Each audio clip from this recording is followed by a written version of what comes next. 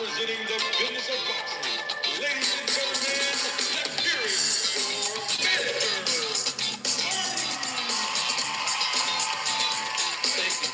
Thank you. You're far too kind. Thank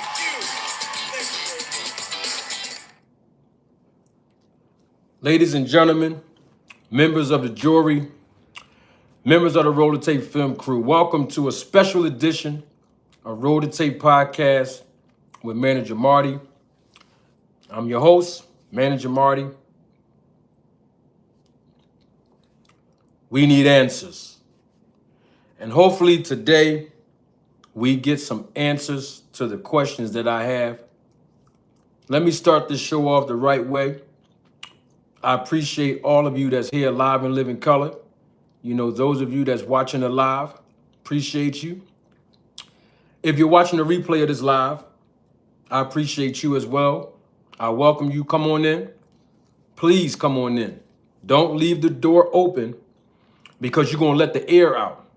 So come on in, grab a plate, and grab a seat.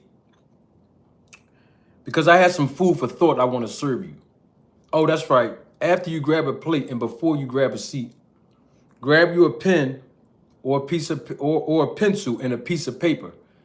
Because over and over again, you know I teach you the business of boxing. I've been doing it since October of 2020, 2022. And from October of 2022 to today, really as of last month, the channel has generated over 2 million views. Now, I know that's not a lot for some people, and that's cool. Because my first year, I wasn't putting out videos 3, 4, 5, 6, 7 times a week or more. So that's with a minimal grind, you all still supported me. So I want to double salute everyone that's a part of the 2 million. Whether you like me, whether you don't like me, whether you hate me or whether you love me, you still a part of the 2 million. Whether you are a content creator that agree with me or like me or respect me, or you're a content creator that do not agree with me, do not like me, or do not respect me, you still a part of the 2 million. And I'm sure, whether it be content creator or not, I'm sure everyone that has encountered the published content on this channel, I'm almost certain that you've learned at least one thing about the business of boxing that you did not know before you encountered this channel. We all know that's a fact. I said all that to say this.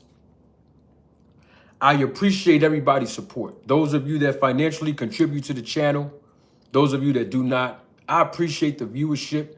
I appreciate the support. Even if you've made videos to discredit me or to disrespect me, I still appreciate the viewership. And so all of you have been a part of the 2 million. Most of you have been a part of the journey. And some of you are also a part of the Roll the Tape film crew. So I want to say double salute to each and every last one of you all. And I appreciate your support today. So grab a plate, grab a pen and a pad, and then grab a seat. Because I'm going to break down the business of boxing like I always do. I have a bone to pick with Team Brian Norman Jr., and that's where we are today. That's where we at. Now, I said that's where we at because I have audience members who appeal to me talking in Ebonics. And I say that's where we are because I have some other audience members that appeal to when I talk intellectually and professionally.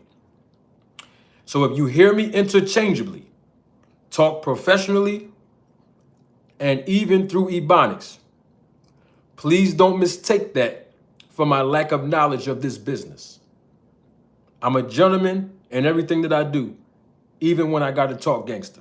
And when I say gangster, I'm not talking about the street element. I'm talking about here on YouTube. And it won't be an exception to the rule today. Now, I was going to leave this alone. I did a live on Tuesday. Most of you were here. I turned back around, spent the block, Did a live on Friday. Most of you was here. But then last night, while I'm chilling, just relaxing, in the late evening, I get a message sent to me to watch a particular video. And the message was from the Boxing Voice.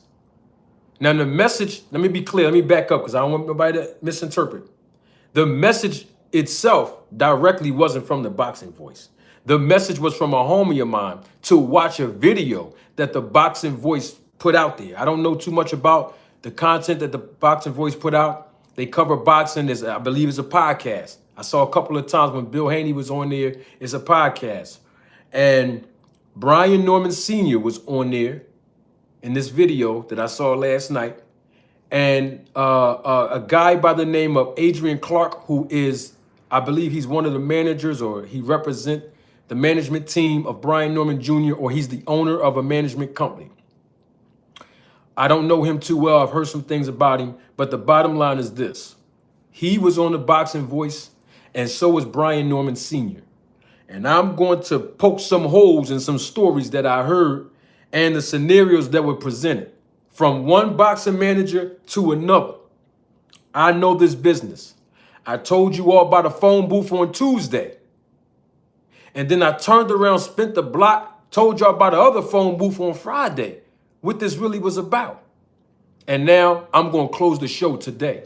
Because after today, when it comes to Boots fighting Brian Norman, right now, I don't want to hear nothing else about it. I'm going to shut this thing down and make this so clear today that even you, even in elementary form, is going to learn the business of boxing. You're going to learn something about the business that you did not know before you got here today. So I want to start the foundation off with that. And then I want to salute everybody, double salute really, to everybody in the chat, particularly my guy, All Things, who's a member of the channel. He's also a supervisor of the Road to Tape film crew. I got a couple of my guys that I rock with, like GHBTV, my man Greg Hackett. Double salute to my man Hack. I also spent the block and went on Hack channel. I think that was on Friday. I was on my man Greg Hackett. He was privileged enough to allow me to come on and give my perspective of this whole thing. I'm going to go take it even a step further than what I said on Greg's platform. And I'm only wearing the hat again, Greg, because you gave me a compliment on it. You know what I mean? And I appreciate that. You know, now, I want to ask y'all two questions real quick, and I'm going right in today. But before I do that, I got to also admit something. Now, that's for my ebonics. Now, let me get professional. I have to also admit something. Double salute to my homegirl, one of the most knowledgeable females that I know in the sport of boxing and as a content creator. My homegirl, 2 Cents Boxing. What's up, girl? Good to see you. She's also a member of the channel and a supervisor of the Roll to Take film crew. Before I tell y'all these two things, you know I don't ask for much. Y'all know I don't really ask for anything, but I don't ask for much. But I am going to ask this. Can I please get at least one? I don't ask for much, y'all. I'm very easy to please. Can I get at least one like? Just one. Can the likes be congruent with the viewership? Because the viewership is increasing exponentially. Can I get at least one like? By the way, the Cash App is $ Manager Marty. And of course, you can also super chat throughout the duration of this broadcast. Because the more I see super chats, the hotter the air fryer is going to be. Just so you know, the more I see Cash Apps and likes, the hotter the air fryer is going to be. I'm going to keep it modest at first because I know people love to support the channel and I need all the support. And I have to say this.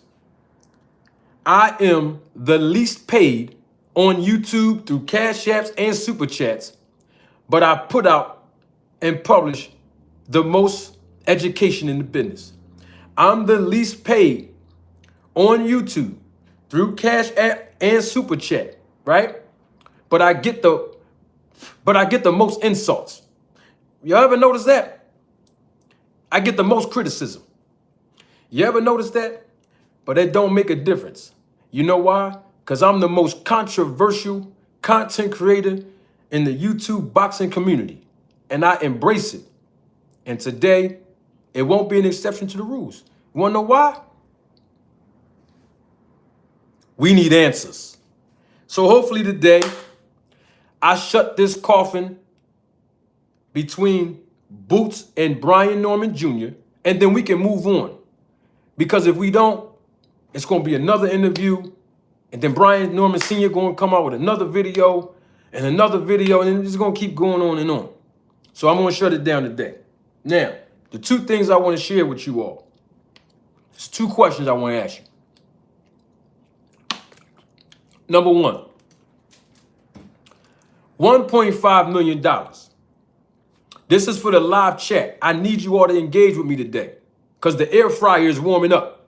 I'm on about 200 degrees now.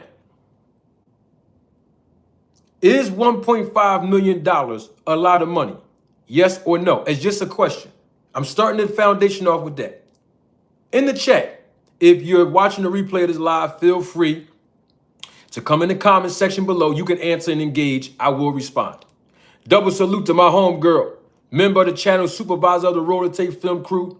Just dropping the super chat. The first one of the day, and definitely not the last. 2 Cents Boxing says this in the super chat. She says, support for the channel. I just hit 1,000 subs to your platform for helping me reach my goal. Double salute again to 2 Cents Boxing, reaching 1,000 subs, which is totally not easy to do. So salute to you, and thank you for supporting the channel. As always, 2 Cents Boxing, and of course, I'm always going to give you the opportunity and the privilege to come on the channel, especially when I do my panels again. That's coming real soon. And you have free reigns on the channel anytime, 2 Cents Boxing. And I'm glad I can be a conduit to you and for you accomplishing your goal on YouTube. And guess what? This is just the beginning, sweetheart. We have more subs to get, and you are well on your way. And you have good content. That's from Manager Marty to you, 2 Cents. So yes, I know I opened my platform up for you to engage with the people and get to know who they are, so they can be familiar with you and your talking points. But it wasn't just me. You put the hard work in. So you be proud of yourself. And I appreciate you. And I look forward to allowing you to come on the platform anytime and to watching you progress. And if there's anything that you need me to do, 2 Cents, it's already done. Just let me know. Oh, I got to make sure I hit my guy up because I've also exposed him to my audience. He has good content as well. And that's my main man. Double salute to him. Representing my city like Greg. Dean by any means. My main man, Pots and Pans. He's in the chat. Now, let me get back to this. Just a quick question. Thank y'all, everybody that's in the chat. You know what I mean? I see y'all. Y'all giving me love on the bucket hat. I appreciate that. Now, is $1.5 million a lot of money? It's just a yes or no question. It's just yes or no. I just want to ask. I just want to know for my own. I have a reason why I'm asking. I just want to know. Is $1.5 million a lot of money? Somebody said no. I see somebody else say yes. Yeah, I'm on my 007 today, Dean. Yeah, I'm on my 007 today.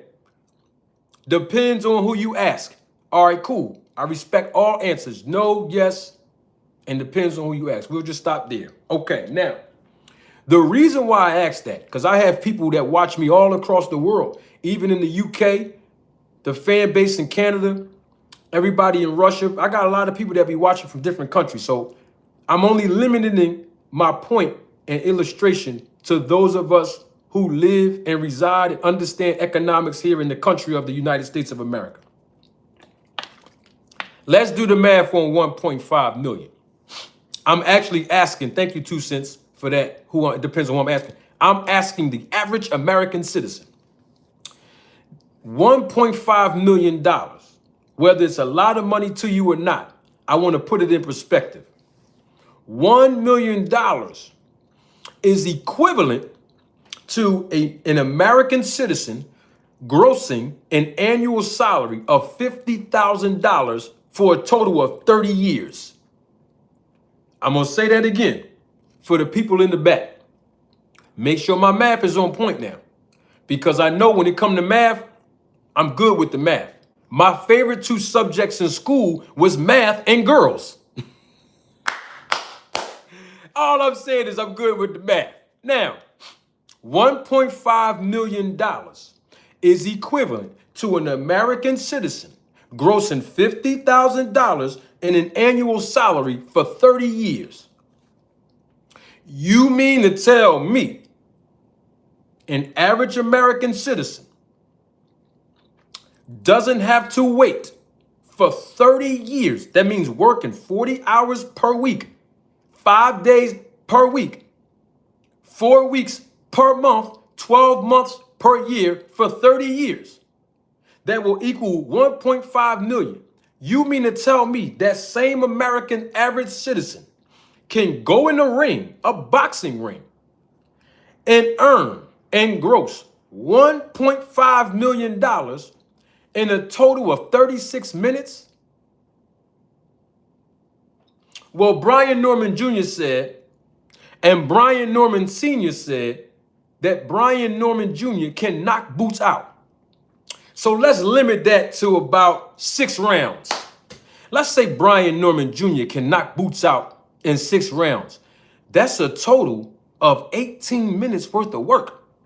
You mean to tell me a professional boxer can get inside of the squared circle and compete for 18 minutes, knocking a fighter out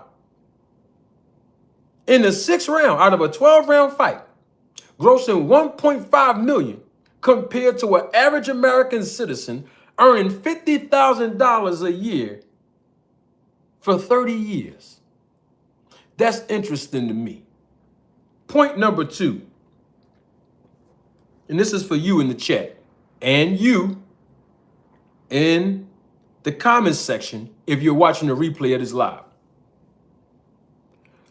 If you were at a company, I don't want to say fast food. I don't want to do that because I don't want people to think that I'm putting people down or anything like that. No, I'm just going to say a company, any company. You make $8 an hour, all right? Double salute to my guy, Andre Noble. He's a member of the channel, supervisor of the Roller Tape Film crew.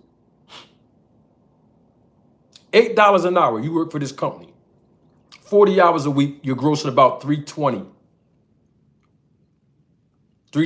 a week. Stay with me now. That's an average of about what? About 320, what that? 320 a week. Carry the 4, turn that, flip that, divide that by. All right, so that's really about maybe a $1,280 a month. Stay with me.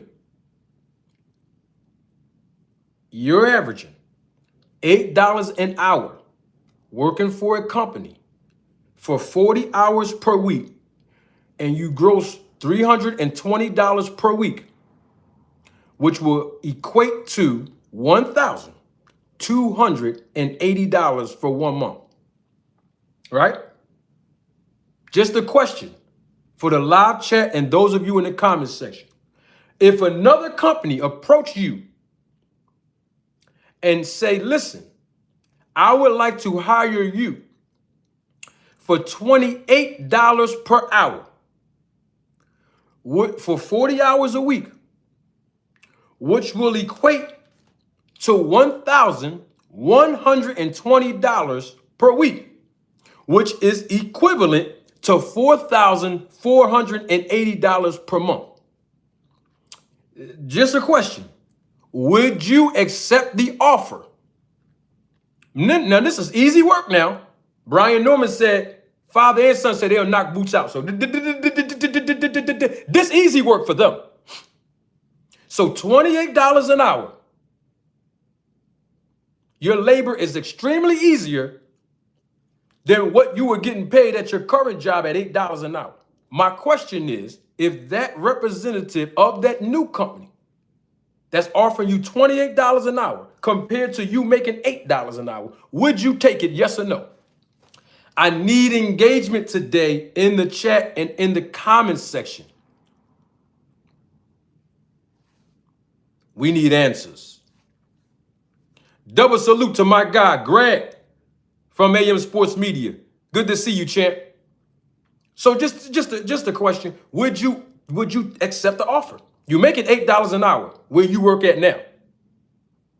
You're only grossing $320 per week, which is equivalent to $1,280 per month. If another company come to you and offer you $28 an hour for less labor and less work, which is equivalent to about $1,120 per week, which is equivalent to $4,480 per month. Would you take it? Just yes or no? Everybody I've seen so far in the live chat said yes, they would take it. Okay. There's a reason why I'm starting this live off with the foundation of that. You know why? Because a lot of us, about 90% of us that's on this live right now, and another 85% of us that's watching the replay of this live right now, can't even imagine someone offering us $1.5 million for 18 to 36 minutes worth of work. Okay? So I had to break it down so that we all can average about between $8 to $28 an hour for the blue collar worker. So we all can relate to my point. Double salute to my guy, Andre Noble. Thank you for the super chat. I appreciate you. He's a member of the channel, supervisor of the Roll to Take film crew. He says, a little color for you, brother. I appreciate that. Thank you so much, Andre. And listen, y'all, the more super chats and cash apps I get today, the hotter the air fryer is going to be. Can I get another like, please? I see that the viewership is increasing exponentially, but the like button, I don't know why it's stiff right now. I need the likes to be congruent with the viewership. And the reason why is because when I finish breaking down what Brian Norman's team said, which is what I heard last night, the world is going to be educated about the sport and business of boxing like no other. You know that's what I do when you come here. That's all I'm asking for. Can I get one like? Just one. I don't ask for much. Just one. I'll wait. I'll wait till the one like come. I'll wait till the super chat come. Listen, I need your support. I told y'all before. Now there's a new audience here, so I have to repeat myself. I am the least paid on YouTube through super chat and cash apps, but I give the most accurate boxing knowledge and business information. And I'm the most insulted. I'm the most criticized. I'm the most talked about in negative ways. That's all I'm saying. I don't ask for much, but I want the air fryer to get hotter because I want y'all to understand what the real issue is between Brian Norman Jr. and Boots and why this fight's not happening. Because look, the manager came out and spoke on the boxing voice. So now it's relative for me to speak on it. Isn't the business of boxing my lane? You've never heard another boxing manager get on YouTube inside the spaces that we're in on content creators, different content creators channel and try to break down the business. I'm the first one to do it, right? So I have a core audience who expect me to give the proper and accurate assessment based on what another boxer manager said. And that's exactly what I'm going to do. Now, let me see, did we get that one like? We got it, let's go. I'm gonna roll the tape on Adrian Clark, the manager or the owner of the management team that's representing Brian Norman Jr. I'm gonna roll the tape on him right now. So y'all gotta bear with me. You know it's Sunday, holiday weekend. You know I have to take my time because I want everybody to understand what happened. And look, they're the ones that's speaking. So now I have to respond to put this in proper perspective. So basically what I heard is from the chat, let's get back to this real quick to prove my point. An average person who's making $8 an hour for 40 hours a week, grossing $320 a week, will have absolutely no problem accepting a job with lesser terms, lesser condition, and lesser work rate and workload at $28 an hour? Sounds like a no-brainer to me. But let's hear. Yeah, thank you. You see, I need Many Face Publishing. Double salute to him. He's a member of the channel, supervisor of the Roller Tape Film Crew. He reminds me I'm doing way too much talking. And you know what, Many Face? You are absolutely correct. I'm doing way too much talking. Don't take my word for it. Roller Tape. Before the fights actually happen, I get it. The fans want to see the fight. Fans are tired of waiting for fights. Fans are tired of waiting for fights falling out. I get all that shit. But business has to be handled. And in this situation, bruh, this wasn't a situation where we was pricing Brian out or we were looking to kill the fight by pricing ourselves out. We've been in this business, meaning me and Joe in the zone. We've been in this business for a very long time. If we was gonna price ourselves out, bro, we would have been like $3 million or $4 million, and we would have been stuck there, and that would have been that. That would have been us pricing ourselves out. We came to the table to get a deal done to make this fight happen because this is what Brian Norman Jr. wanted. It's what Senior wanted. However, in regards to the numbers, it has to make sense. All right, let me stop right there. I'm going to stop right. Let me turn this ear off. I need y'all to hear this because the viewership is increasing exponentially. We need answers. Now, let me get this straight. Let me get this straight. Double salute to J Pitt City. Thank you for your contribution and your support in the super chat. Appreciate you so much.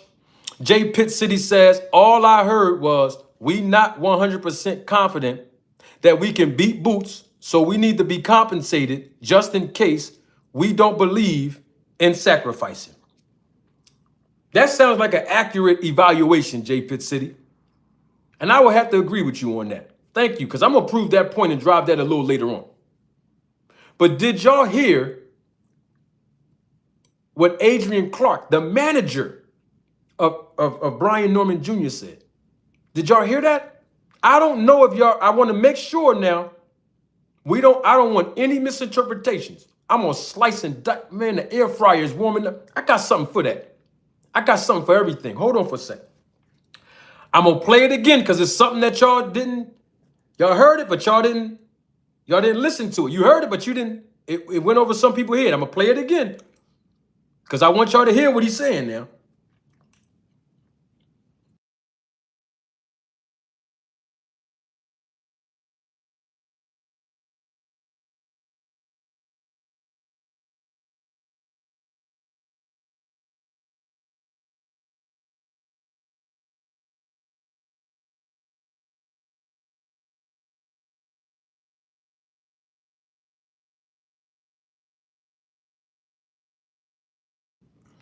All right. Once again, this is Adrian Clark. Adrian Clark is the manager of Brian Norman Jr. He was on the Boxing Voice. My man sent me my homie sent me the video.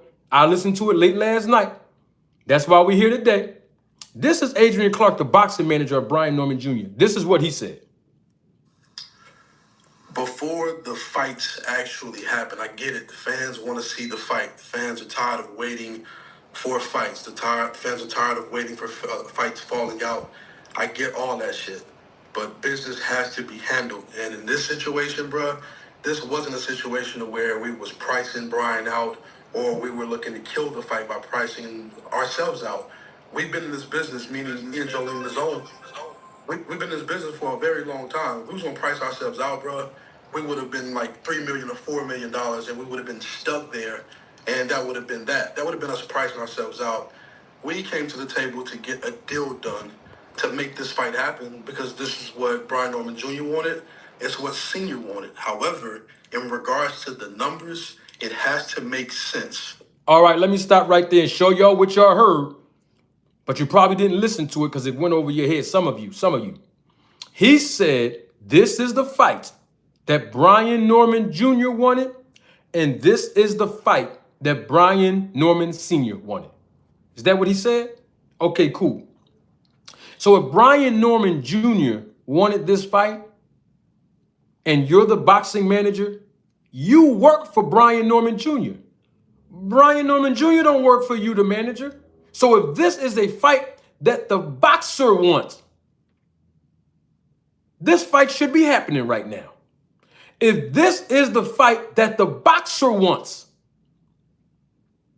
this fight should be happening right now. Why? Last time I checked, and I'm a boxing manager, but the last time I checked, the boxing managers, we work for the fighter. We represent the fighters, right? The fighters don't work for us. So if a fighter tell me, Manager Marty, I can beat Boots, I want Boots, I'm gonna negotiate within his or her best interest. But I'm not gonna stop the fighter from getting exactly what they want. This is their career. So if this is a fight that Brian Norman Jr. wanted, and you're the boxing manager, then why don't we have the fight? Hold on. I got to answer this. I'm just asking a question. No. Some of y'all might be thinking it's Brian Norman and his manager. This ain't them. They ain't ready to call me. Hold on for a second.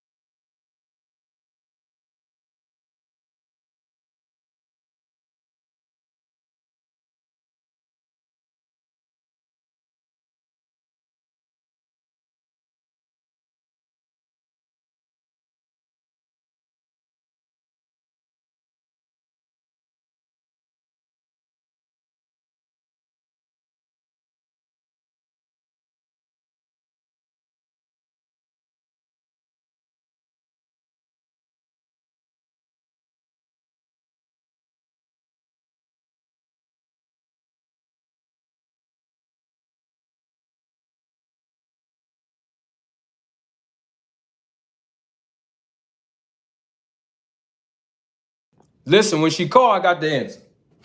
Let's get back to some more impressive business. If Brian Norman Jr.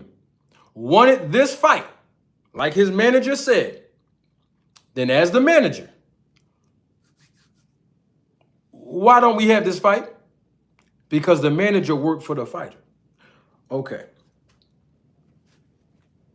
We need answers.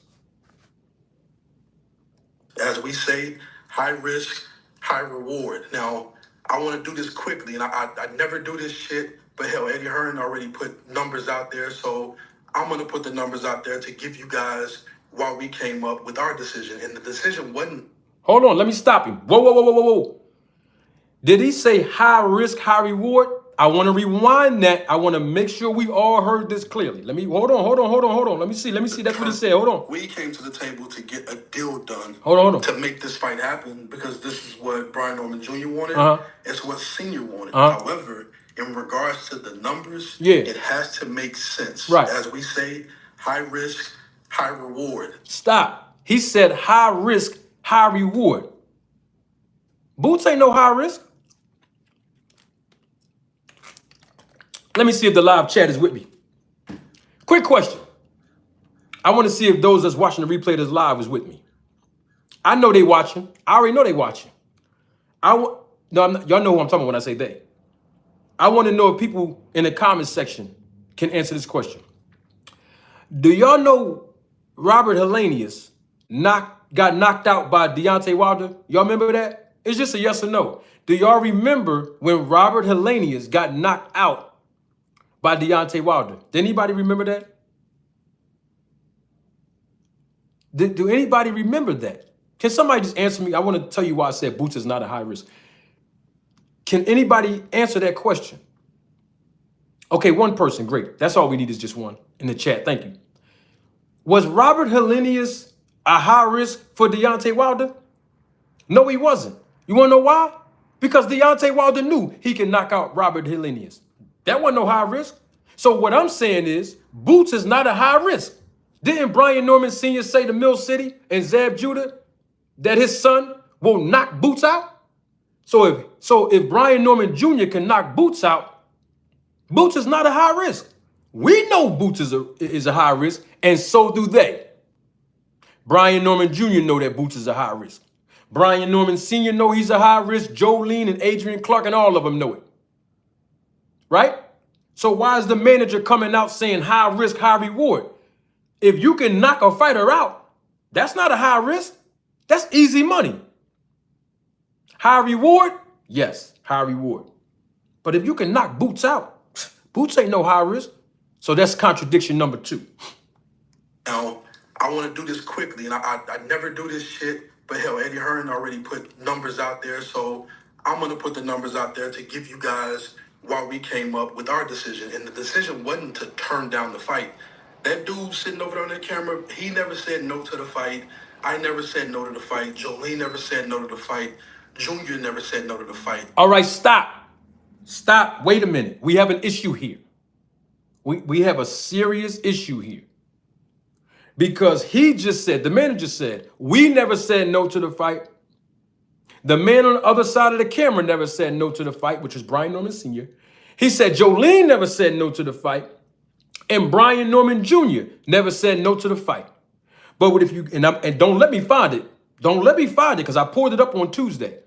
Brian Norman Sr. told Mill City Boxing and Zab Judah the other day, he said his management team turned down the fight. Am I lying? If you think I'm lying, I'll pull the tape up. If you don't remember hearing that, I'll pull the tape up.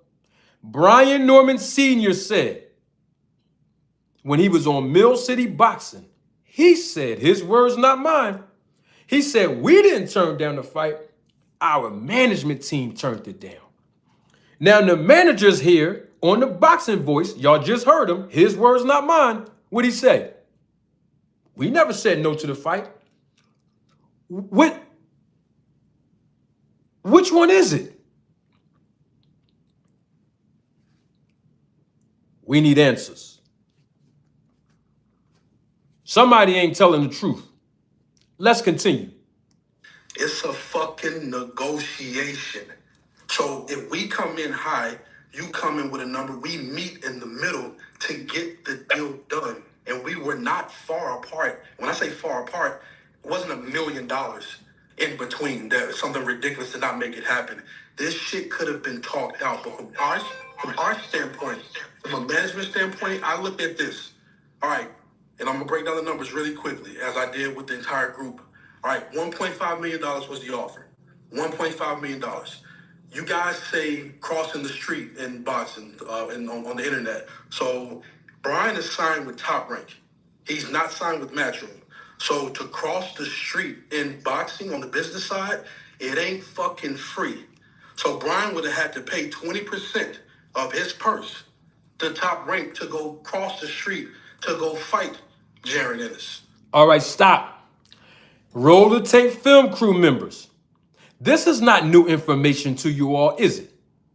You've heard me teach you that for the last 2 years on YouTube, right? That if a boxer fight on another promoter's card, if they're locked into a guaranteed contract, the promoter who they're signed to have to get 20 to 30%. You've heard me say that on Tuesday. You heard me say that Friday. You heard me say that 2 years ago and last year, right? Okay, great. I got a question on that because I'm glad that he brought that up as the manager. Why? Let me be a little bit more specific. You're the manager, right? Jolene, manager, right? Why is it 20%? That's what I just want to ask a question. Y'all went over as his management team and got him signed to Bob Arum. And y'all saw the language in the contract prior to Brian Norman Jr. signing it. And you saw the clause that told you that it was going to be 20% of his purse if he competes on another promoter's card, right? So why didn't you negotiate to reduce the 20% before he signed it? And question number 2. This is where I'm going to get him right here, y'all.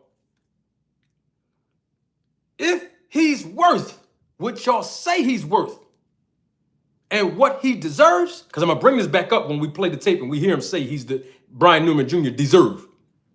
then why did he have to get a call from Eddie Hearn, another promoter, in the first place? If the young man deserved this type of money as a champion now, why did another promoter have to pick up the phone and call him in the first place? My point is, as a manager, why didn't y'all have the next 3 fights laid out for him to defend his title? In other words, is when Eddie Hearn would have called my client, you know what I'd have told Eddie? This is how I would have used it as leverage to get the money that we really, really want. Where my phone at? Yeah, Eddie Hearn? Hold up. Yeah, that's Eddie. That's Eddie Hearn. Yeah, Eddie Hearn? Yeah, listen, Eddie. We already have 3 fights lined up for my client. And in the next fight, we're going to get 2.5 million for the next fight, title defense.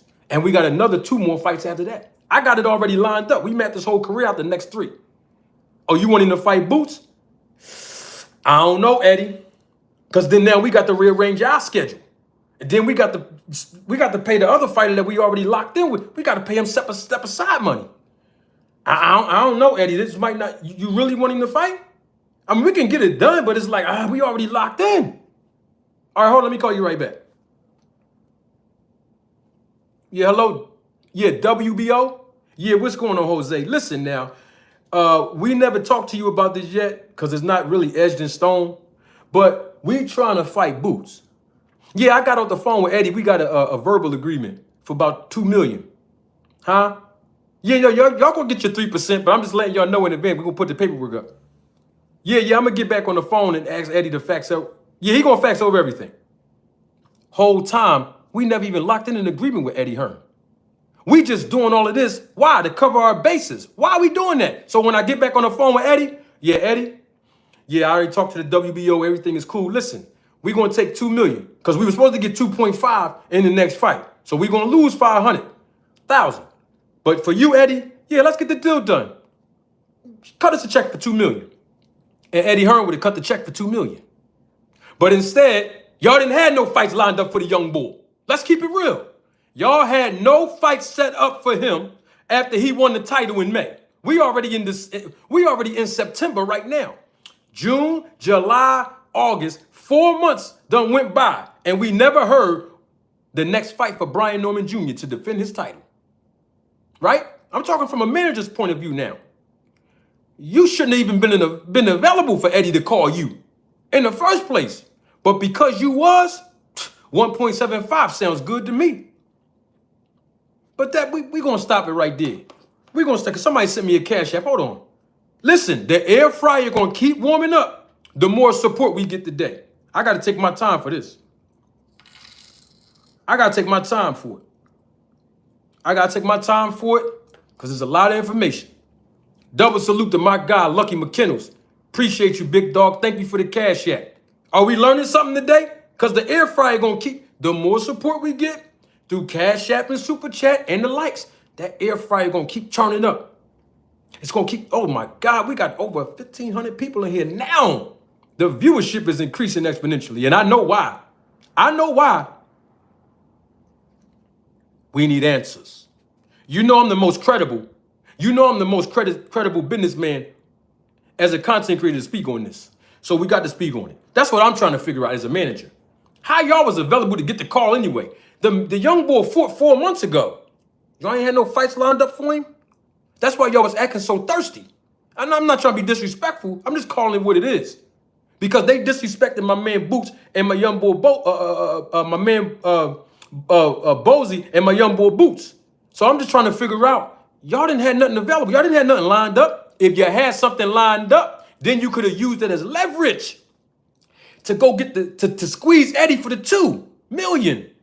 But I'm not going to give y'all no game. Y'all should have been knew this already. I'm not giving no more free game. Somebody better cash at me. You want some free game from the real manager? Cash at me. Let's finish what he's talking about. So that's $300,000 off of 1.5 million. I know, and I'll say this real quick. I know Eddie Hearn, it's not his job to care about our deductions, but it's our fucking job to care about the deductions. Stop. Hold on. Where do they do this? YouTube, y'all got to get back. Boxing fans, y'all be holding me accountable when I'm right and accurate. But y'all let people get away with saying stuff like this?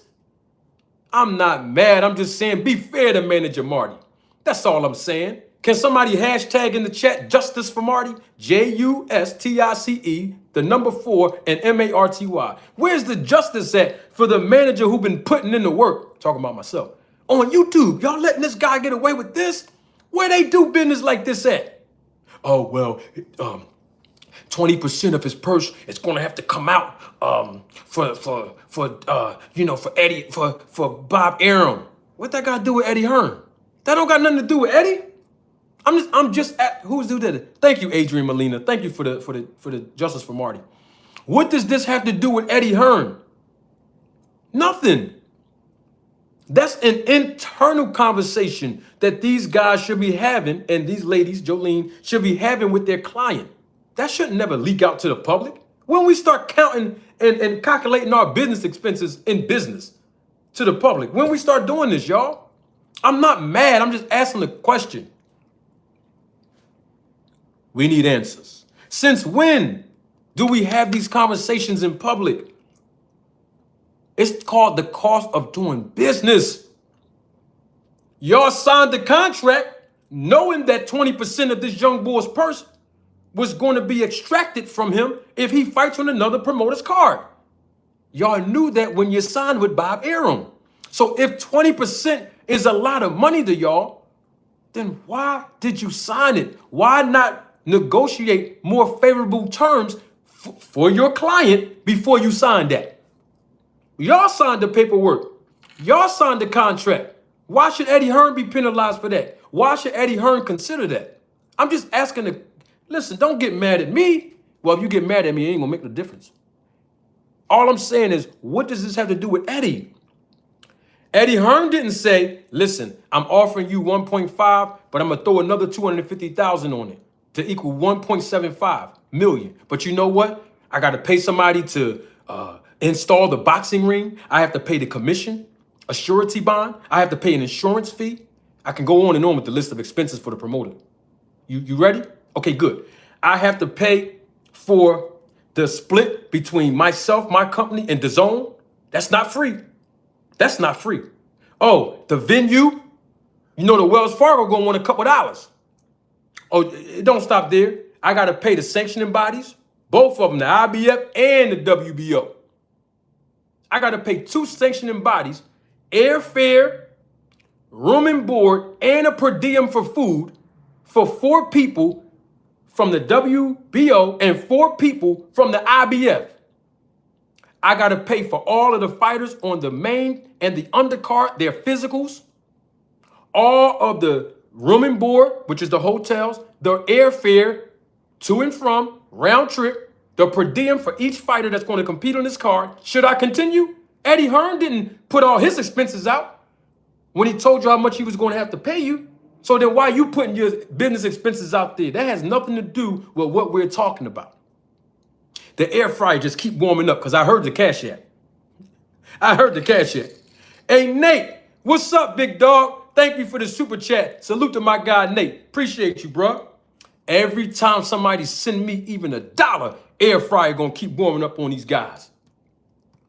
Make the fight make sense. So we're already starting off with 300,000 being deducted based off of a percentage that he has to pay to his promoter to cross the street. He has a world-class trainer, that's 10%, that's 150,000. He has top management, that's another 10%. Top management, that's him. You see, now we getting to the crust of this thing here.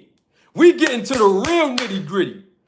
He said 10% of Brian Norman Jr.'s earnings gonna go to him and his company. Sounds like y'all wanted the biggest slice of the pie. That's what it sounds like to me. Y'all was trying to squeeze Eddie for at least 2 to 2.5 million. I get it. But none of those expenses that this guy's talking about has nothing to do with us, the fans, have nothing to do with Brian Norman Jr. getting in that ring fighting boots, has nothing to do with the promoter Eddie Hearn cutting the check, has nothing to do with DAZN, has nothing to do with nothing. What is the point of bringing this up? A world-class trainer costing 10%. Duh, he's going to have to need a trainer. We know this is what I'm basically saying is these are all expenses that's standard across the business of boxing. Every fighter has to incur these expenses, not just Brian Norman. This is standard all across the business. So why are we bringing it up like this is some kind of new phenomenon? This has been going on in boxing for 30, 40, 50, 60, 70 years. What are we talking about this stuff for? Lord have mercy. 150,000. And then to fight for the belts is not free. To cross the street is not free. To fight for the belts is not free. 3% off of $1.5 million is $45,000. He has to pay that for his WBO belt. Then he has to pay that for the IBF belt that he's fighting for. That's $45,000 two times. It's $90,000. So y'all keep saying, I get it because it's what you see. You're seeing $1.5 million. After the deductions, I see $810,000. Stay no more. Stop right there. After all of the deductions, the manager sees $810,000. Double salute to my guy, Nate, in the Cash App. Appreciate you. Man, we got more than 1,500 people watching me live. And the viewership is increasing exponentially, as I knew it would. Let's get to that. So after all the deductions, he's going to come out with $810,000 in the purse. Let me ask a question on that. What did he make in his last fight? Do anybody know? Because you know I got the paperwork now. You know my big homie sent me the paperwork now. Double salute to my guy, Jeremy Austin. He's a member of the channel, supervisor of the Roller Tape Film Crew. All the family's here today. My whole Roller Tape family here today. Hold on for a minute. What was his last paycheck in May? I got the paperwork on my phone. I have it. My old head sent it to me. No, it's not 150,000. Nope. Let me pull the paperwork up. Hold on. My old head sent it to me this morning. We got the paperwork. Hold on, let me see something. Okay, here it is right here. Bam. $99,900. I got the paperwork right here. Hold on, let me show the people. This ain't, listen, you know I ain't gonna cap you. Homie. Payout sheet right here. I have the payout sheet for everybody that got paid on that card in May. Where Brian Norman Jr. wasn't even a headliner. He wasn't the main event. He got paid $99,900 from what the payout sheet says. Now, with that being said, did y'all complain about Bob Arum's expenses when you got paid the 99.9? Did y'all complain about the 10% that the young boy was going to have to pay the management team when he got paid the 99.9? You didn't? So why are we complaining and talking about it now? You didn't? Then how come we're talking about these business expenses? We all have business expenses. Matter of fact, look, let's take the whole $8 an hour and $28 an hour concept that I brought up earlier in the beginning of this broadcast. Aren't there deductions, expenses, anytime you do any kind of work, whether you own your own business, whether you're an independent contractor or a W-2 employee? It's just a yes or no. Can I get a yes or no in the live chat or the comment section? I don't ask for much. Please. I'm just asking just a yes or a no. If you own your own business, aren't there expenses that should be deducted from your bottom line? Just yes or no. If you are an independent contractor, aren't there expenses that's going to be deducted from your bottom line? Just yes or no. If you are a W-2 employee, aren't there deductions and expenses that you would have to have garnished from your wages before you earn it? This is why it's called gross and net. It's just a yes or no. I'm just asking the question. I don't ask for much. It is? So everybody is saying yes. So then why are we talking about this as if this is some new phenomenon? No matter what environment you are in America, business ownership, independent contracting, W-2 employee, there's always going to be expenses. There's always going to be deductions. We know this. Double salute to my guy, Lucky McKinnels again. He in the super chat. He breaking this thing all the way down like an old rifle like he always do. Lucky, I appreciate you, big dog. Lucky McKinnell says in the super chat, this goes back to B-Hop saying, boxing will call your bluff. We'll see the next time Brian Norman get that type of offer again. I can assure you, Lucky, and all of you watching the live and replay of this broadcast, Brian Norman will not be able to get that type of offer again. And I'm not jinxing the young man's career. I want him to do well. But his representation right now, they need to improve. And this is from one boxing manager to another. They need to make improvements because this type of mentality that I'm listening to is not good business. That's an in-house conversation he can have with his client. Because let's keep it real. $800,000. Well, he said 810. $810,000 is still 8 times more than what the young boy made in his last fight. Once again, $8 an hour versus a new company coming to you, asking you and offering you an opportunity to work at this company for $28 an hour. Even when you chop down the deduction in expenses, it's still 8 times more the money the young bull was going to make in his next 5 fights. What are we talking about? And 3 of the next 5 wasn't even planned out because he shouldn't have been available for Boots in the first place. I told y'all about a phone booth. When my merchandise drop, you're going to see it written all across all the merchandise. Good representation in this business is priceless. That's a quote directly from me. And y'all see what I'm talking about, don't you? Let's continue on.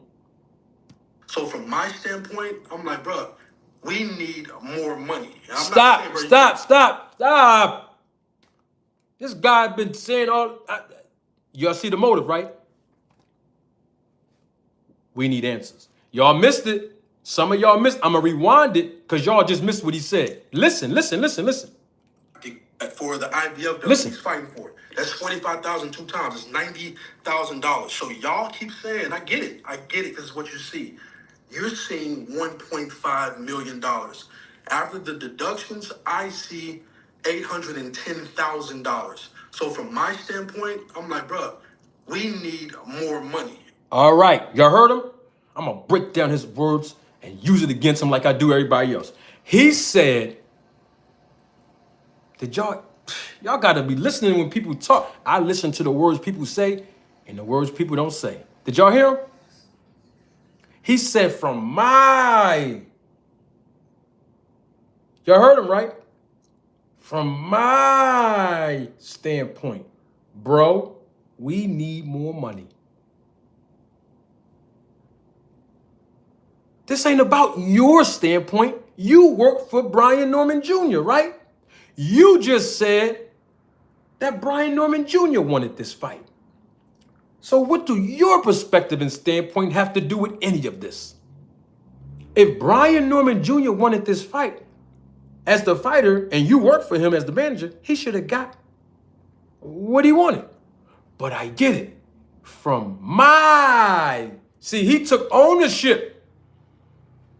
From my standpoint, we need more money. Who is we?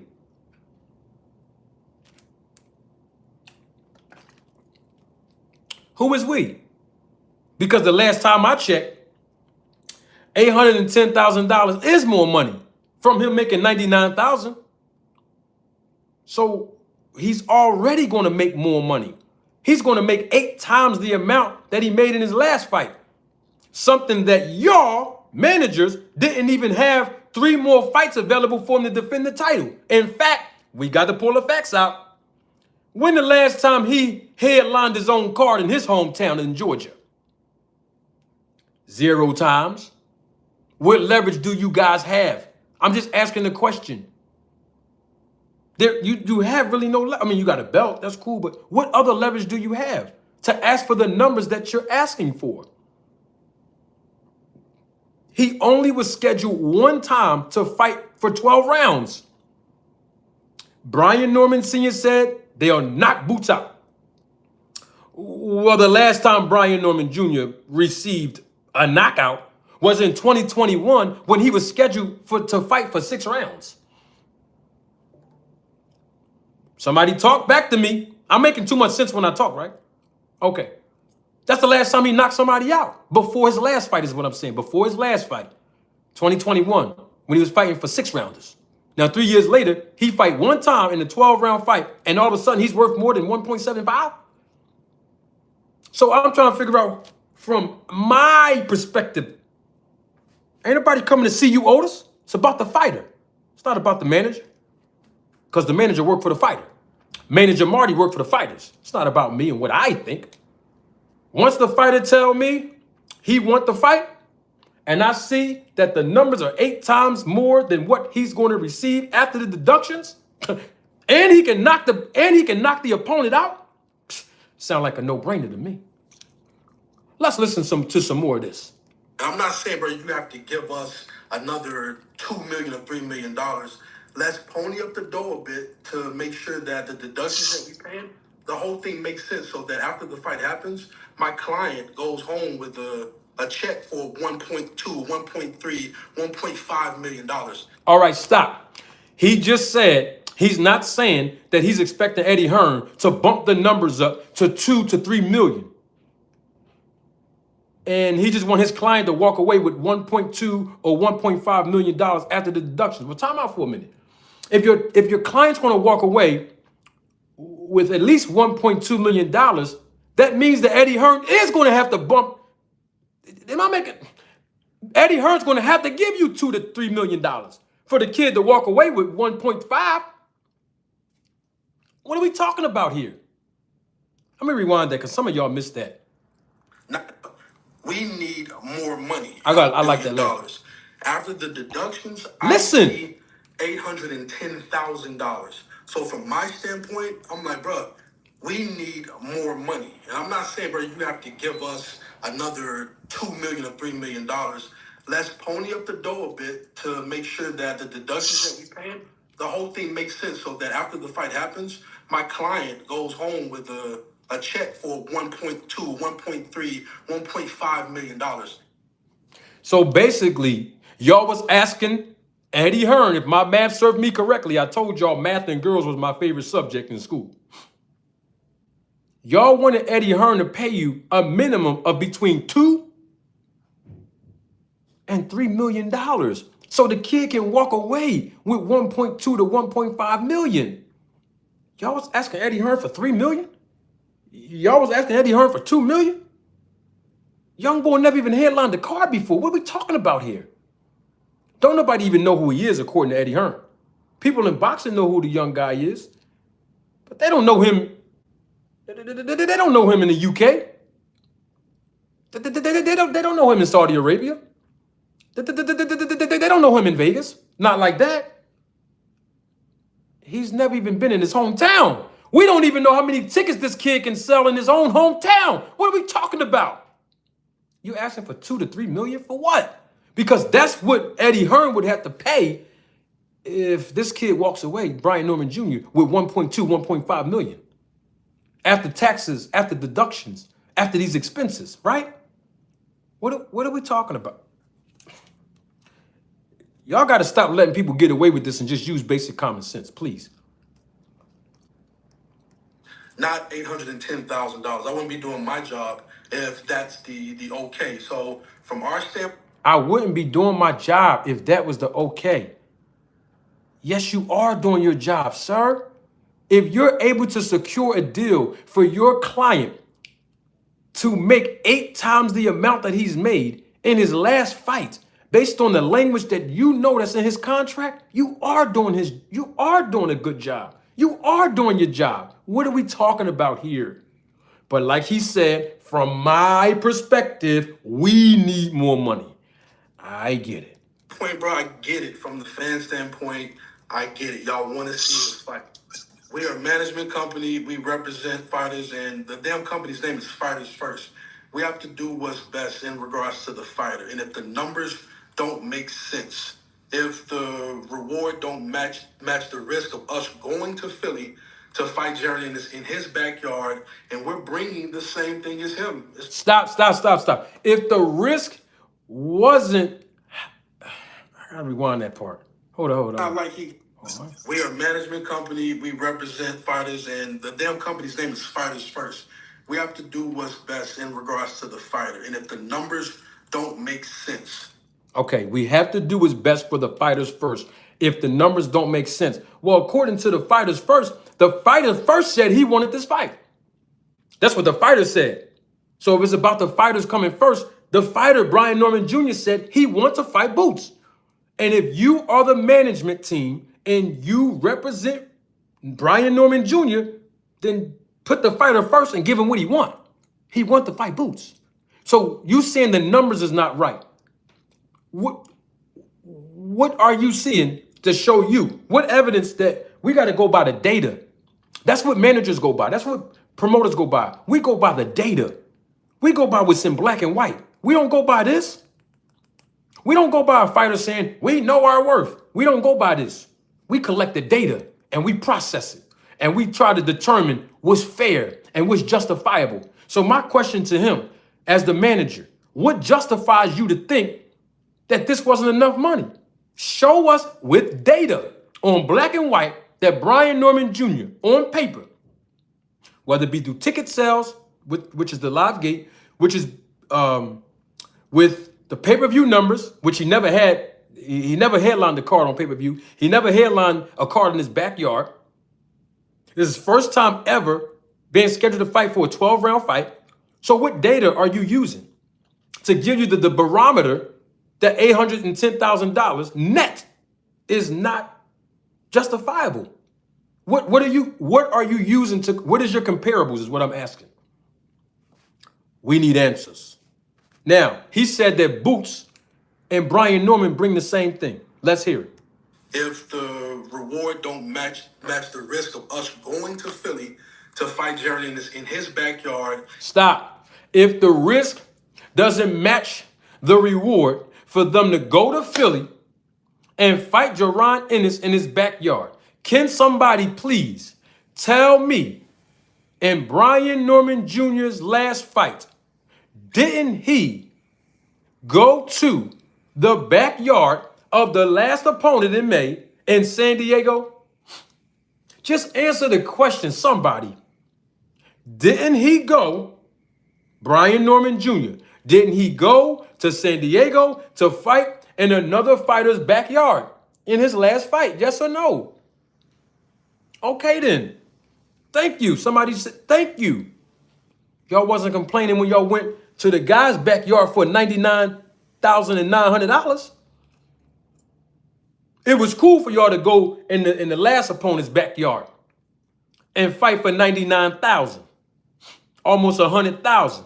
But now all of a sudden it's a risk to go in Philly to fight Boots. It's not a risk because remember, Brian Norman Sr. said his son will knock Boots out. That don't sound like a high risk to me. If you know you can knock somebody out, that's not a high risk. In fact, the opponent's not even a threat. Was Robert Helenius a threat for Deontay Wilder? No, because we all knew that Deontay Wilder can knock him out. All right, then. So if Brian Norman Jr. can knock Boots out, this ain't no high risk.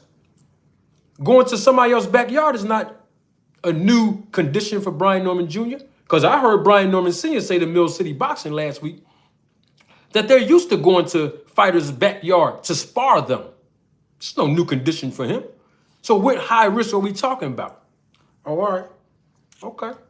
And we're bringing the same thing as him. It's not like he got 3 belts and we got 1 belt. It's not like he's just this household name that everybody knows and celebrates and we're nobody. They're both world champions. And Stop. I can't believe that this... I'm going to be honest with y'all. I'm going to keep it all the way real with y'all. I represent the sport of boxing, okay, on YouTube. But I also first represent God. Second, I represent myself. Third, I represent my family. Fourth, I represent the Roller Tape Film Crew. But I also represent my culture and race. And I'm so disappointed that this black man is acting very, very unprofessional. He's using profanity. That's number one. You're a boxing representative, bro. You're a businessman. I'm not saying wear a suit on camera. That's something I would do. But I'm just saying, at least have some kind of professional decorum about yourself. Talk like you're intellectual, okay? Not like you on a block representing the hustlers.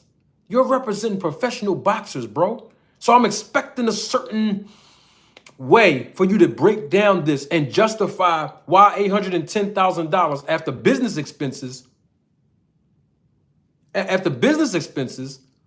that you'll get paid for your client. I don't get it. And to say that Boots and Brian Norman Jr. is bringing the same thing, no, they're not. Okay, they both are world champions. I get it. But Boots sold out. He did big numbers in Philadelphia at the Wells Fargo Center, not at the Liacouras Center where Temple University plays basketball. The Liacouras Center where the Philadelphia 76ers play basketball. Astronomical numbers, live gate. What are we talking about? They're not bringing the same thing, bro. Boots fought in numerous 12-round fights for years. Brian Norman only fought in one and went 10 rounds. What are we talking about? We don't even know how many tickets that Brian Norman Jr. can sell in his own hometown. How we know the fans that's in Atlanta or Georgia will come all the way to Philly to come support this guy when he never even showed them who he was or been exposed to his own hometown? Y'all the managers, right? Y'all should have been exposed this young guy to his hometown. Shakur Stevenson do good in his hometown, don't he? Boots Ennis do good in his hometown, don't he? Tank Davis does good in his hometown, doesn't he? What about Errol Spence Jr.? He does good in his hometown, right? All right then. What we talking about? They don't bring the same thing. Oh, the belt? All right, no problem. Bringing two world champions together to make a fight happen. We just want to make sure our client goes home with the money that we know he deserves. Last thing, and I'll The money that we know he deserved. So if he deserved this money, why y'all accepting peanuts from Bob Arum? Because I can ask Brian Norman Jr., Joe Lean, Brian Norman Sr., and Adrian Clark. Show you how much I know the business. I can ask all four of them 2 questions. And based on their answers, I can tell you exactly what the language in their contract say with Bob Arum and Top Rank and the numbers. But that ain't none of my business. I'm just asking if he deserved, because he said the numbers and the money that his client deserves. If Brian Norman Jr. deserved this money, then how come you took 99.9 to fight in that last fight then? As the B side in somebody else's hometown. Oh, okay. You don't want to answer that? Answer this question then. If this is the type of money, 1.2 to 1.5 million, that Brian Norman Jr. deserves, then who he going to fight next? Okay, look, he ain't going to fight Boots now. No problem. Well, then name an opponent for me where he's going to generate 1.2 to 1.5 million in his next 2 fights. I'm talking about 1.2 and 1.5 million apiece. Name an opponent that he's going to fight where he's going to be able to generate 1.2 to 1.5 million. Nobody. There's nobody else this guy can fight except for Boots. What are we talking about? So it's not about you deserve. I told y'all this on Tuesday. I told y'all this on Friday. I told y'all this last year and the year before that. A boxer's worth is not based on what they think and how they feel. What is a person's worth based on? It's based on how much you can add to my bottom line. How much value can you add to my life? I told y'all that's a question that I ask in the dating environment. I don't care if a woman tell me what her worth is. You know how women say, I know my worth. I'm not settling for less. I'm not lowering my standards. Blah, blah, blah, blah, blah. I know what I bring to the table. Blah, blah. I don't get involved in none of that because it's not important to me. I don't ask women what you bring to the table and what's your worth. For what? It's not important to me. You know what I ask? And I recommend every man and woman that's in the dating environment. When you meet somebody, ask them that question. I'm talking about after you kind of like talk to them for a while and you see that this might be a potential candidate to date and move forward with. Just ask them, how can you add value to my life? Because we all can do bad by ourselves. How can you add value to my life? I'm not worrying about your worth. That's not important.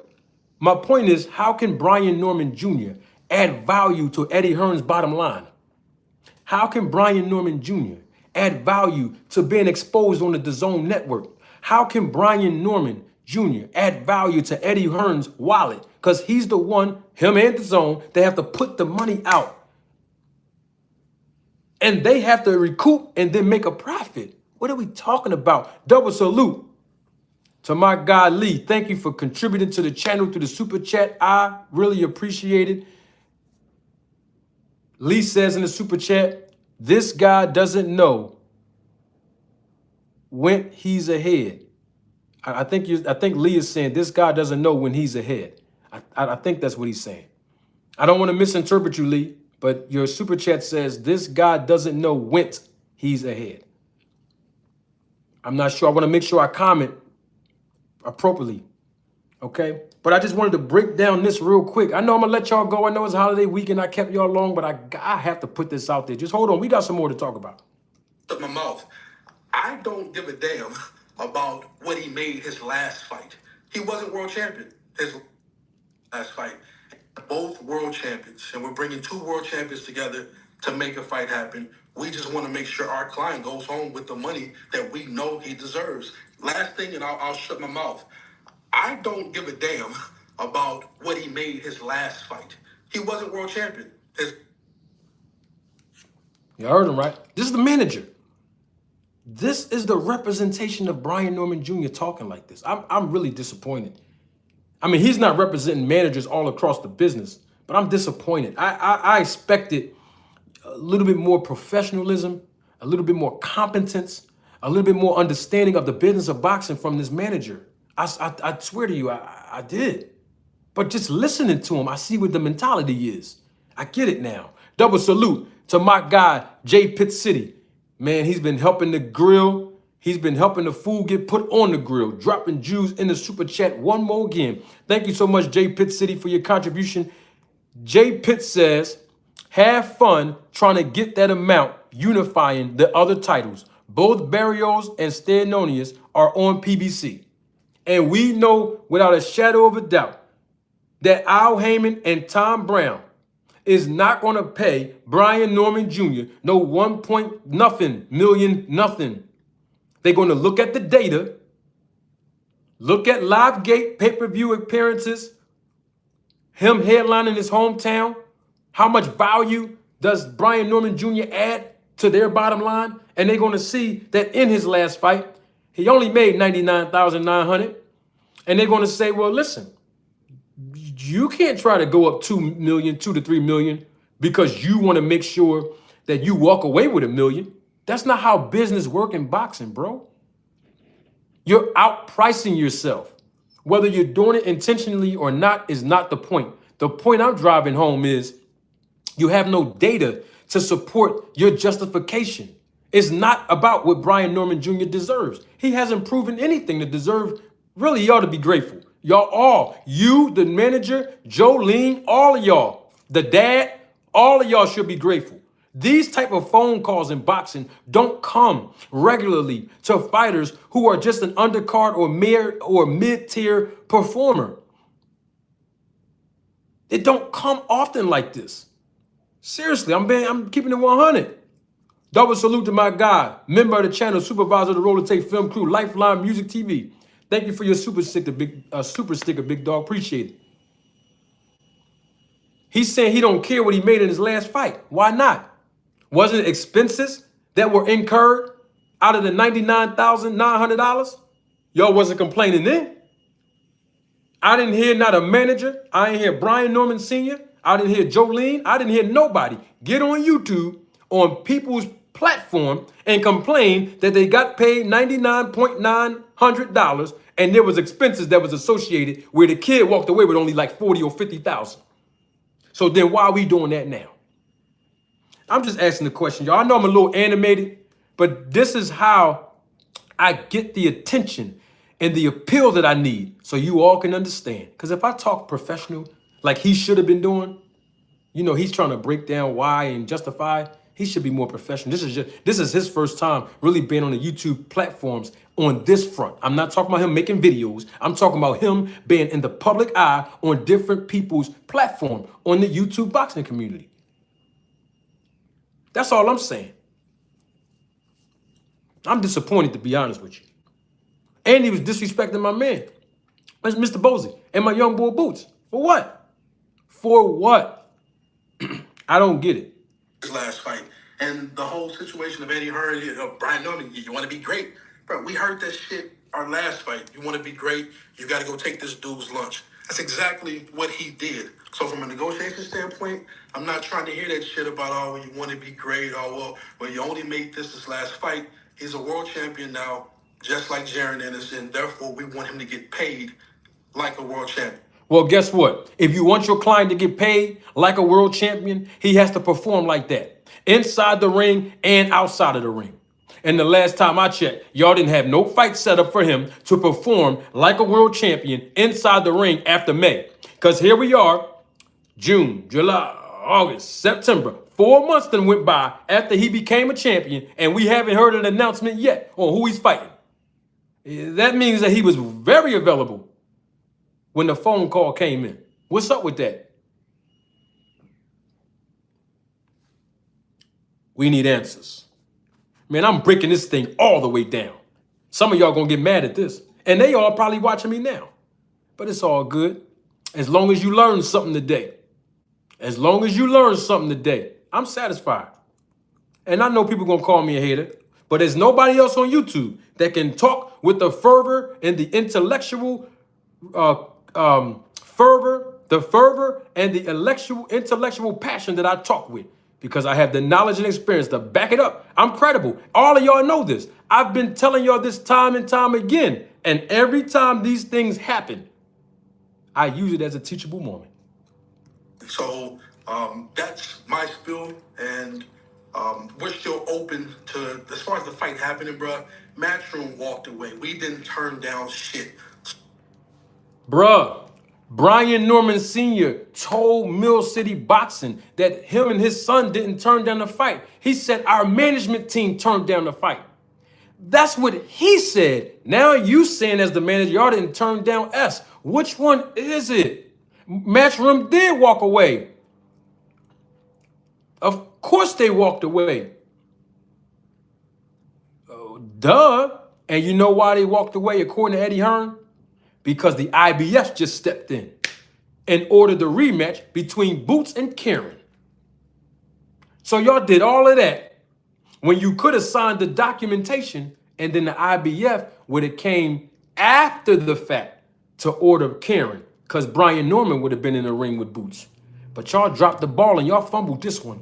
So no, don't be open to more negotiations. It's not going to happen. In fact, I'm going to prophesy this. I'd be surprised if any other big-time promoters work with Brian Norman Jr.'s representation. Because if y'all acting like this over 1.7, I'd be surprised how you act over 500,000. I'd be surprised of how you act over 300,000. I'd be terribly surprised. Y'all acting like this over 1.7 million? That's all I'm saying. So if the fight's not happening, the fight ain't happening, not because of the Norman team. It's because of Matchroom is walking away from the fight. Bruh, what are you... It is because of the Norman team. I told y'all on Friday. What did I tell y'all? I'm about to pull my video up, man. I told y'all on Friday 3 things that's going on in this situation. Remember? Most of y'all were here. I said lack of what? Let's see if people remember. Lack of what? Lack of experience, lack of competence, or lack of desire is the reason why Brian Norman Jr.'s team is not doing good business. Remember I told y'all that? I can roll the tape on my own stuff. I own the content. I can play. I told y'all that. And now we see why. Double salute to my guy. He's a day one supporter of the channel. He is my guy. I love seeing him in the chat. Creo the Traveler. Creo, thank you for your contribution in Super Chat. Creo says, crank the air fryer up. You want me to crank it up some more? Well, you heard what he said. I got to crank it up. I got to get the people what they asked for. So, if they still want to come back and talk, bro, let's just make the fucking fight If happen. they want, hold on. If they want to come back and talk, Brian Norman Jr., Brian Norman Sr., Jolene, and Adrian Clark, Matchroom not coming back to talk to y'all, bro. I want them to see my face, my eyes when I say Matchroom is not coming back to talk to y'all, man. It's not going to happen. I guarantee you that. It's unfortunate that y'all dropped the ball and fumbled this thing here. They're not coming back to talk to you. I'd be surprised if any of the major promoters come and talk to y'all with the numbers that y'all asking for. There's no data to justify your asking and counter offers. It's just not. We're talking about his performance inside the ring, but also, more importantly, his performance outside the ring. They're not going to come back to spin the block. It's not going to happen, bro. All right, let's say it does happen. How much do y'all expect to get paid then? Because you turned down 1.7, was asking for 2 million or 2.5 million. Between 2 and 2.5 million y'all was asking for, so he can walk away with 1.2 to 1.5 million in his pocket after deductions and expenses. I got that. So how much you think Eddie Hearn and them gonna come back and gonna come back and offer you if he come back around and spin the block? Give me a number. How much you gonna be asking for then? Because it's not gonna happen. I'll tell you that right now. It's not gonna happen. And y'all know it's not gonna happen. You know it's not gonna happen. And I have to say this because my man Creole the Traveler told me to crank up the air fryer. Brian Norman Sr. and Brian Norman Jr. knows that they cannot beat Boots. We just got to call a spade a spade. There's nothing wrong with it. But don't get on YouTube and all these different platforms talking heavy when y'all know good and well that Brian Norman Jr. got his behind handed to him in sparring. I'm not putting Bozy and them on the spot. Y'all heard the interviews that Bozy and Boots and them did. I'm just saying y'all going around on social media talking crazy when now the truth is coming out. Come on. Y'all know. And guess what? Y'all boxing fans know Brian Norman Jr. can't beat no Boots. And it's okay. There's nothing wrong with trying to be great. This is what the sport is about. They was doing all that barking, all that tough guy image talking, and the whole time it was their team that dropped the ball. And they didn't sign the paperwork against a guy who they believe they can knock out. Where they do this at? I'm just asking I asked about 12 questions. I'm waiting for an answer, to be honest with you. I mean, I've never went in this hard on a team in a long time on YouTube. And so it's about due. We about due for one of these. You know, every time what the boys say, what Kendrick say, sometimes you gotta hop out, you gotta pop out and show them, right? I'm popping out and showing y'all. This is unfortunate. But I'm expecting for the business of boxing representation to come correct in these situations. And they dropped the ball, Lucky. This is what it is. Management is saying that we'll make the fight happen. Hitboom is walking away from the fight. So, if they still want to come back and talk, bro, let's just make the fucking fight happen. His management is saying that we'll make the fight happen. His trainer, and he's saying that we'll make the fight happen. Stop being stingy in regards to the bread. If all of y'all saying the fight's going to happen and y'all want the fight to happen, it would have happened. We would have signed documentation and a date for the press conference next month. Because you know the fight going to happen in November in Wells Fargo Center in Philly.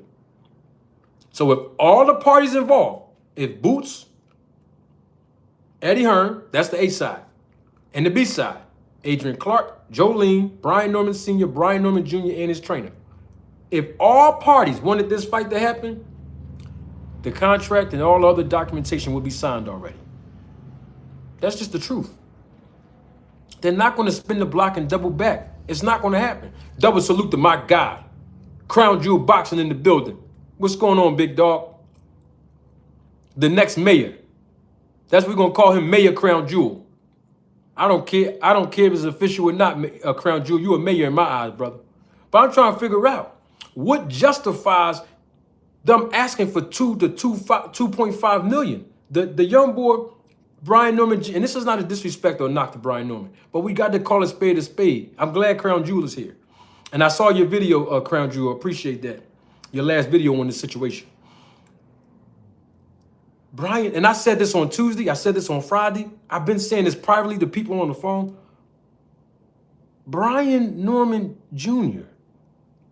has only been scheduled one time for a 12-round fight. I told y'all that on Tuesday. He's never headlined a card, period. Not even in his hometown in Georgia.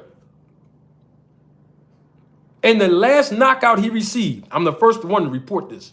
The last knockout he received before the last fight was in 2021 when he was in a 6-round fight. What are we talking about? We gotta stop this, y'all. This is a no-brainer. This is a no-brainer. They're not going to spin the block. No more negotiations. And if they do, you think they're going to offer you 1.7 million again? You think that this is going to happen where they're going to offer you 2 million and 2.5 and all this? It's not going to happen. Because the more time that goes by and Brian Norman Jr. is out the ring, his stock continues to drop, especially when he doesn't have a core audience to appeal to in his own hometown. I said this, Crown Jewel, because you just got here. I'm going to say it again. This young man shouldn't even been available to take a phone call, period. Because you know why? His management team should have had 3 fights lined up for him to defend the title for way more than $99,900 that he made in his last fight. But apparently he was available. You know why? Because they didn't have 3 fights available for him. And if they did, they played their hand extremely wrong in this situation because they were supposed to use that information as leverage. That's what I would have done. Now, I tell you what, since Matchroom, they're not going to spend the block with y'all, I bet you if he was my client, I can have this fight done in 72 hours. I can do 2 things right now, even in the situation that is all in. 2 things within 72 hours, I have a contract signed. I can guarantee you that. But y'all don't want to fight, and I don't blame you, because Boots is a quiet assassin. And Brian Norman Jr., unfortunately for him, right now he's green in the business. He's not on Boots' level. Now, if he really want to fight him, I respect that. But the way that they went about this, the management team, they dropped the ball. And also, as the manager, if I was managing him, instead of me encouraging his dad, getting on camera, telling everybody on Mill City Boxing that they didn't turn down the fight, he said management turned down the fight. I would have called him right on the phone. Management, why you throw us under the bus? I know you was trying to say it's because we wanted more bread, but I recommend you do this, Dad. Step back just a tad bit. Let me do the talking as the manager. Because what it sounds like is that you are saying that Boots will get knocked out, but we're not producing with our actions. So it's making us look bad. I got it from here. But that's not what happened. And so now we're here today dealing with this. And we've been dealing with this on this channel for over an hour and a half. I'm not going to hold y'all alone. If you missed it, if you just joined it, please go back and watch the live from the very beginning.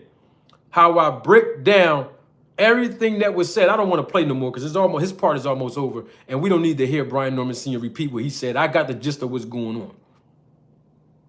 You know what? I'm doing way too much talking. Don't take my word for it.